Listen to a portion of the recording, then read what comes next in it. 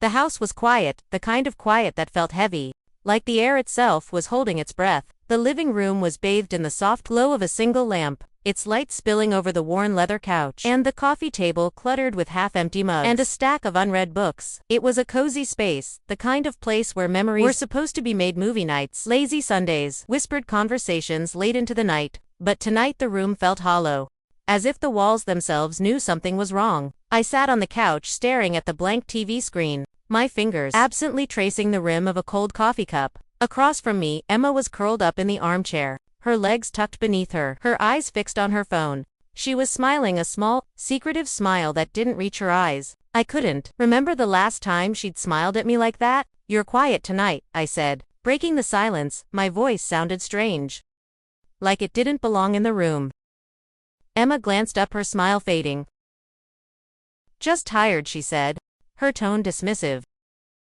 She went back to her phone, her fingers tapping rapidly against the screen.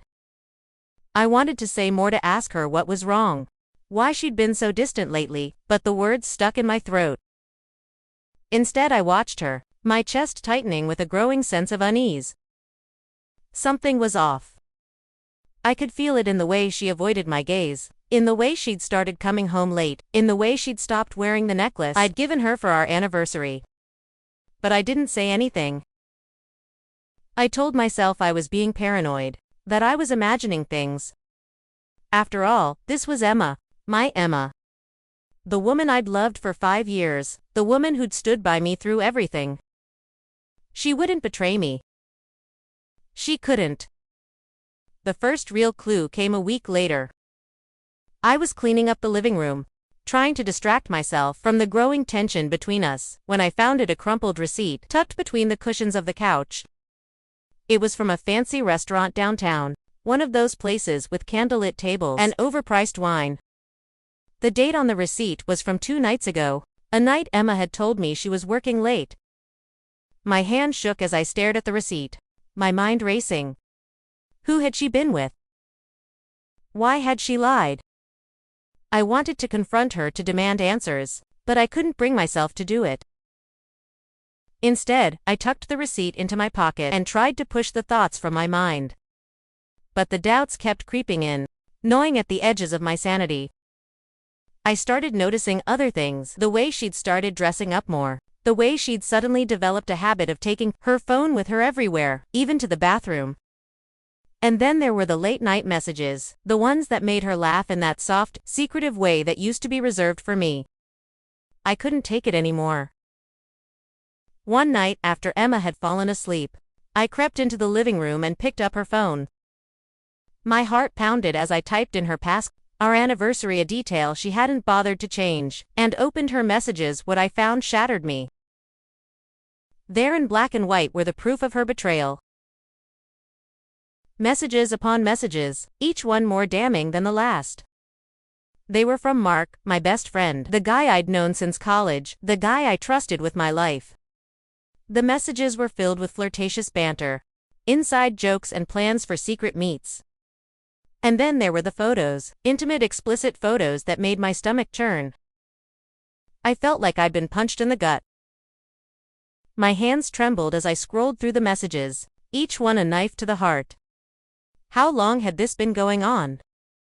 How could they do this to me?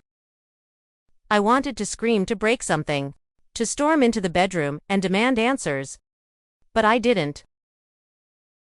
Instead, I put the phone back on the coffee table and sank onto the couch, my mind racing. I couldn't confront them, not yet. I needed proof, something undeniable. And I needed a plan. The confrontation happened a week later. I've been following Emma for days, tracking her movements, gathering evidence. I knew where she was going that night, a hotel downtown, the same one she'd been meeting Mark at for weeks. I waited outside, my heart pounding, until I saw them together. They were laughing, their arms wrapped around each other, completely oblivious to the world around them. I followed them inside, my anger boiling over when I reached their room. I didn't knock. I kicked the door open, the sound of splintering wood echoing through the hallway. Emma and Mark froze, their eyes wide with shock. For a moment, no one spoke. Then Emma stepped forward, her face pale. "James, what are you doing here?" she asked, her voice trembling. "What am I doing here?" I repeated, my voice shaking with rage. "I think the better question is, what are you doing here?" Mark stepped forward, his hands raised in a placating gesture. "James, man, calm down. Let's talk about this. Talk about what I spat. How you've been screwing my wife behind my back. How you've been lying to me for months." Emma's eyes filled with tears. "James, please," she begged. "It's not what you think." "Don't," I snapped, cutting her off. "Don't insult me by lying to my face. I've seen the messages. I know everything." Mark's expression hardened. "Look, James, I get that you're upset, but you need to calm down. This isn't the way to handle things. Calm down." I repeated, my voice rising. "You think I'm going to calm down after what you've done? You're my best friend, Mark. My best friend. And you," I turned to Emma, my heart breaking all over again. "You're my wife. How could you do this to me?" Emma opened her mouth to respond, but no words came out. Instead, she just stood there, tears streaming down her face. Mark stepped forward again, his expression darkening. "James, you need to leave," he said, his voice low and threatening. "Before this gets ugly." I laughed, a bitter, hollow sound. "It's already ugly," I said. "But don't worry.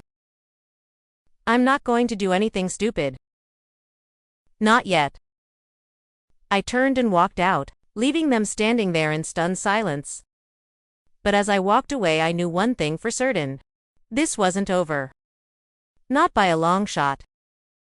The days that followed were a blur of anger, heartbreak, and determination. I threw myself into planning my revenge, channeling all my pain into a single focused goal: to make them pay. I started by gathering more evidence, photos, videos, anything I could use to expose them. I hired a private investigator to dig into their lives, uncovering every dirty secret, every lie. I wanted to destroy them, to ruin their lives the way they'd ruined mine. But I didn't stop there. I also started planning something bigger, something more public. I wanted to humiliate them, to make sure everyone knew what they'd done. And I knew exactly how to do it. The day of the wedding dawned bright and clear, the kind of day that was supposed to be perfect. The church was packed with friends and family, all gathered to celebrate the union of Emma and Mark. But as I sat in the back row, watching them exchange vows, I felt nothing but cold, hard determination. When the priest asked if anyone had any objections, I stood up. The room fell silent, all eyes turning to me. "Before you say I do," I said, my voice ringing out, "there's something you need to know." Emma's face went white. Mark's expression darkened. But I didn't care. I pulled out the folder I'd been carrying, and began to read every message, every photo, every dirty secret. The room erupted in gasps and whispers, but I didn't stop. I kept going, exposing every lie, every betrayal. By the time I was done, the room was in chaos. Emma was crying, Mark was shouting, and the guests were in shock. But I didn't care. I'd gotten my revenge. As I walked out of the church, I felt a strange sense of satisfaction. They thought they could betray me and get away with it. But they were wrong. And as I walked away, I knew one thing for certain: some betrayals don't break us, they build us into something stronger. What would you have done in this situation? Do you think justice was served? Let me know your thoughts in the comments below. And don't forget to subscribe for more gripping tales of betrayal and revenge.